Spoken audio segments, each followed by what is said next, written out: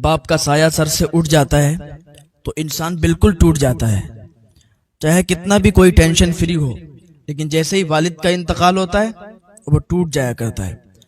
ایسے ہی ایک لڑکا تھا، اس کی عمر 8 سال کی تھی، اس کے والد زندہ تھے، ماں بھی زندہ تھی۔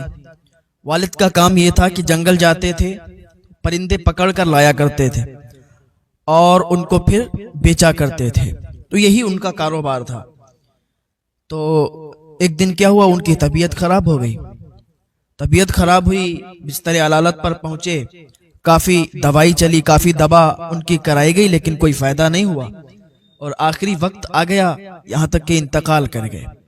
جب انتقال ہو گیا تو 8 سال کا بچہ تھا، جو رقم جمع کی گئی تھی، جو اس نے جمع کی تھی، وہ کچھ دن تک وہ پیسے چلے اور سارے خرچ ہو گئے، کیونکہ خرچے بھی آپ جانتے ہیں کہ جتنی کمائی انسان کی نہیں ہوتی اس سے زیادہ تو خرچ ہو جاتا ہے۔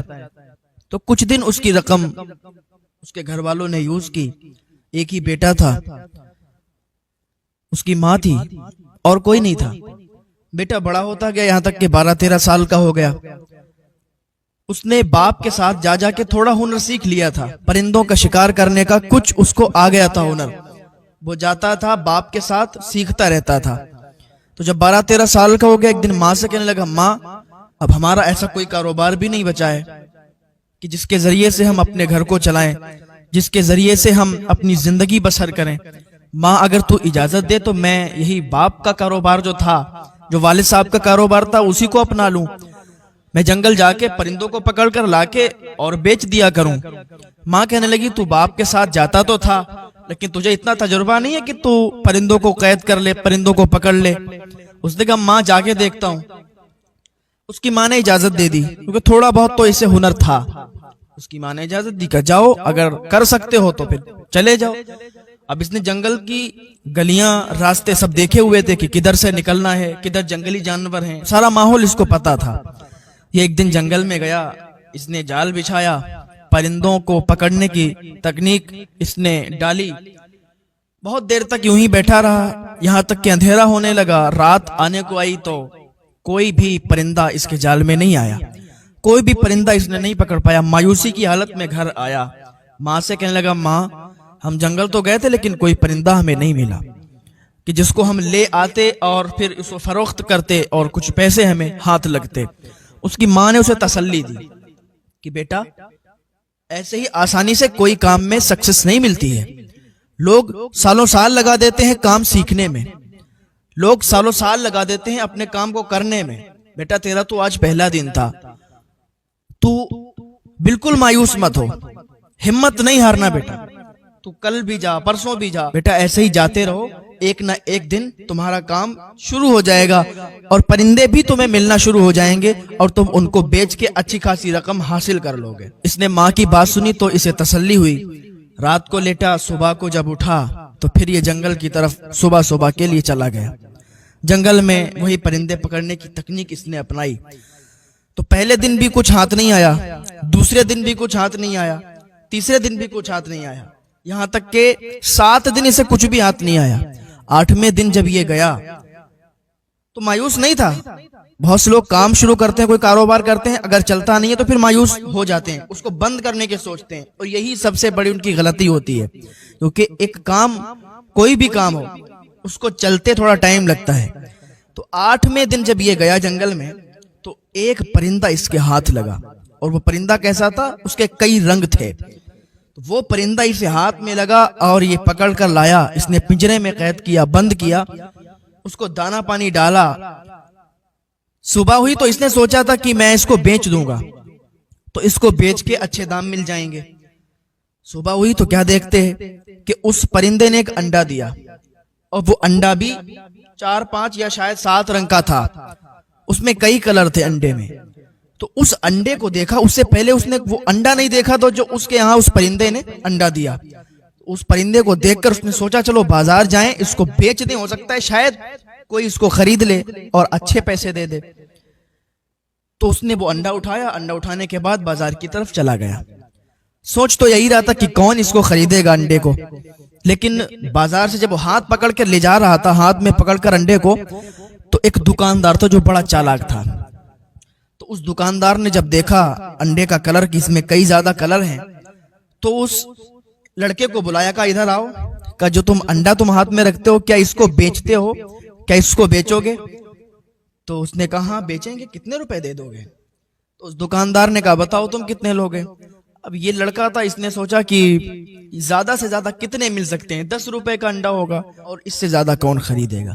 اس نے کہا بھائی 10 روپے کا دیں گے. اس نے کہا ٹھیک ہے. چالاک دکاندار تھا, اس نے 10 روپے کا انڈا خرید لیا, اور 10 روپے کا انڈا خریدنے کے بعد کہا ٹھیک ہے اب تم جاؤ. جب دوسرا دن ہوا تو پھر اس پرندے نے وہی انڈا دیا اسی کلر کا. پھر وہ بازار کے لیے نکلا بیچنے کے لیے, تو پھر وہی چالاک دکاندار اس کو ملا اور اس نے پھر 10 روپے میں انڈا خرید لیا. اب یہاں تک کہ روز وہ پرندہ انڈا دیتا اور یہ روز اسی طریقے سے اسی دکاندار کو بیچتا رہا.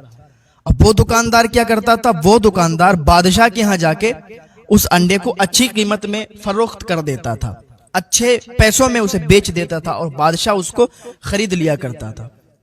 اسے خبر ہو گئی کہ ہمارا 10 روپے کا انڈا یہ خریدتا ہو, بادشاہ کے دربار میں جا کے اچھی قیمت اس کی لگتی ہے, بادشاہ کے دربار میں جا کے اچھے پیسوں میں یہ بیچتا ہے جا کے. تو ایک دن وہ بادشاہ کے دربار میں گیا اور بادشاہ سے کہا کہ بادشاہ سلامت, آپ اس دکاندار سے انڈا خریدتے ہو؟ کہاں میں خریدتا ہوں.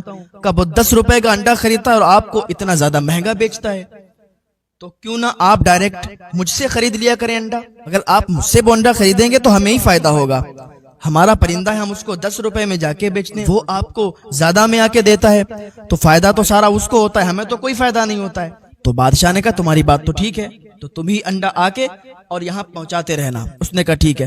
اچھا چالاک دکاندار کو پتا چلا کہ اس نے ایسا ایسا کیا, بادشاہ کے پاس گیا, میری شکایت کی کہ میں اس کو مہنگا انڈا دیتا ہوں, 10 روپے کا خریدتا ہوں. یہ سارا معاملہ جب اس کو پتا چلا تو یہ جل گیا, اس کو بڑا غصہ آیا.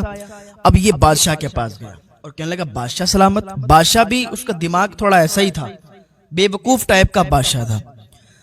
کہا بادشاہ سلامت, آپ روز اس سے انڈا خریدیں گے تو کیوں نہ سب سے بہتر بات یہ ہے کہ اس کا پرندہ ہی آپ لے لیجئے اور پیسے بھی مت دیجئے, آپ کی ہی ملکیت میں تو ہے.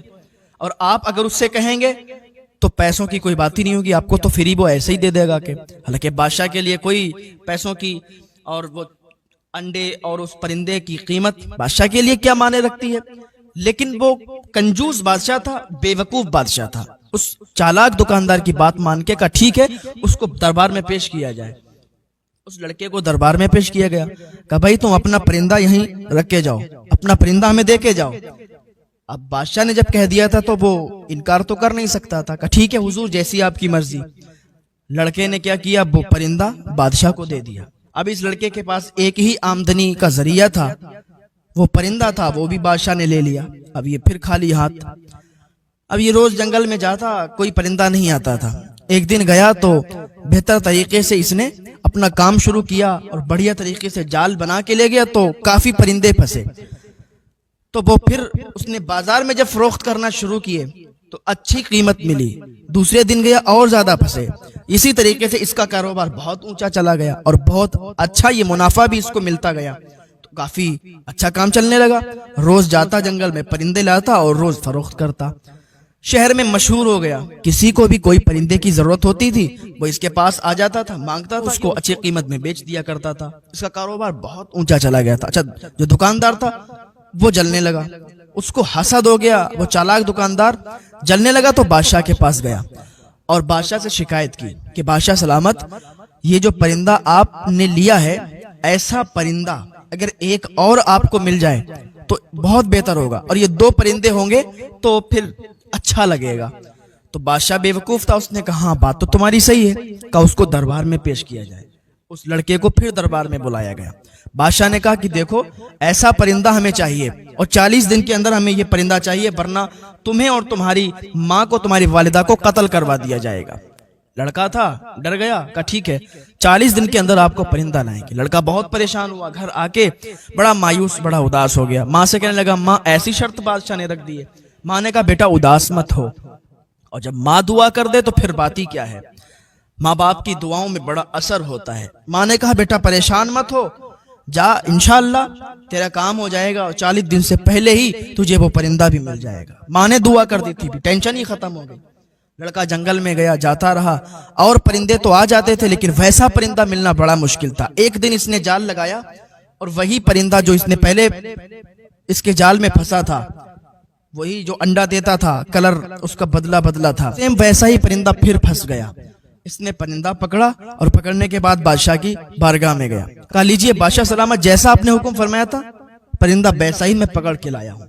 बादशाह ने परिंदा लिया, खुश हो गया। अभी ये चालाक जो दुकानदार था, इसने सोचा यार इसने इस शर्त को भी पूरा कर लिया, इस काम में भी ये आगे निकल गया, परिंदा पकड़ना तो बड़ा मुश्किल था, इसने ये भी कर दिया, चलो देखते हैं अब की ये क्या करेगा। वो दुकानदार आके बादशाह के पास फिर आया और कहने लगा, बादशाह सलामत, आपको पता है ये जो परिंदे लाके इसने आपको दिए हैं, ये परिंदे एक फूल होता है उसको सूंघते हैं, अगर 1 साल के अंदर उस फूल को इन्हें नहीं सूंघाया गया, इन्होंने उस फूल को नहीं सूंघा, तो फिर आपके ये परिंदे मर जाएंगे। बादशाह ने कहा, अच्छा फिर इसका इलाज क्या है? बादशाह सलामत सुनिए, एक बाग है, वो देव का बाग बोला जाता है, उसमें काला देव रहता है। उस जमाने में एक बाग था, उसमें मशहूर था कि काला देव रहता है। का बादशाह सलामत, उसी बाग में वो फूल है और वो फूल एक ही बंदा तोड़ के ला सकता है, और वो है ये परिंदे वाला, इसके अलावा कोई भी ला नहीं सकता है। ये दुकानदार ये सोच रहा था कि उस बाग में जब ये जाएगा तो मर जाएगा, वापस ही नहीं आएगा, सारा कारोबार भी खत्म हो जाएगा। लेकिन कोई लाख बुरा चाहे तो क्या होता है, वही होता है जो मंजूर खुदा होता है। कोई तुम्हें लाख दबाना चाहे, कोई तुम्हें लाख गिराना चाहे, कोई तुम्हारे कारोबार से तुम्हें लाख नीचा करना चाहे, कोई नहीं कर सकता जब तक अल्लाह रब्बुल इज्जत ना चाहे।